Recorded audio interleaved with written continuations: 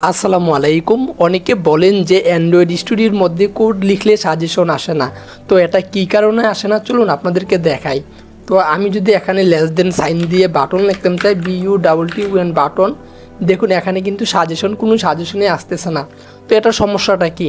তো এবার আমি আপনাদেরকে বলতেছি এটার সমস্যাটা কি।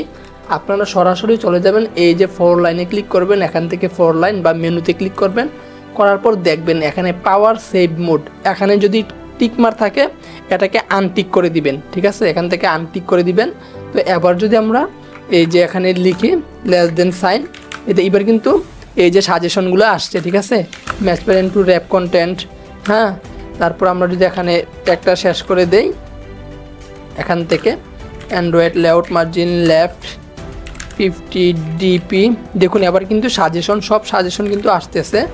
তারপর আরেকটু করতেছি, একটু দেখাই, Android layout margin right 50 dp, Android tint background tint hash 2 3 4 5 6, Android text TEXT text hash 1 2 3 4 5 6,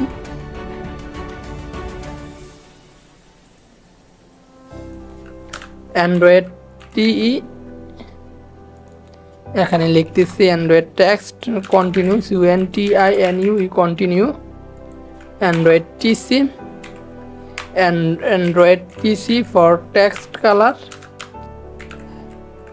hash 1 2 3 4 5 6, Android TS for text size 25 SP, ঠিক আছে। তো এই যে দেখুন, তো এটা সাজেশন না আসার কারণ হচ্ছে আপনার এখানে এই যে 4 লাইনের মধ্যে আপনার পাওয়ার সেভ মোড, এখানে যদি আপনার টিক মার থাকে আপনার এখানে অ্যান্ড্রয়েড স্টুডিওর মধ্যে সাজেশন শো করবে না। আর যদি এটা যদি আনটিক থাকে তাহলে এই যে এটা সাজেশন শো করবে। তো তাহলে দেখুন আপনার অ্যান্ড্রয়েড স্টুডিওর মধ্যে এখানে টিক মার আছে কিনা, যদি টিক মার থাকে এটাকে আনটিক করে আপনি কাজ চালিয়ে যেতে পারবেন।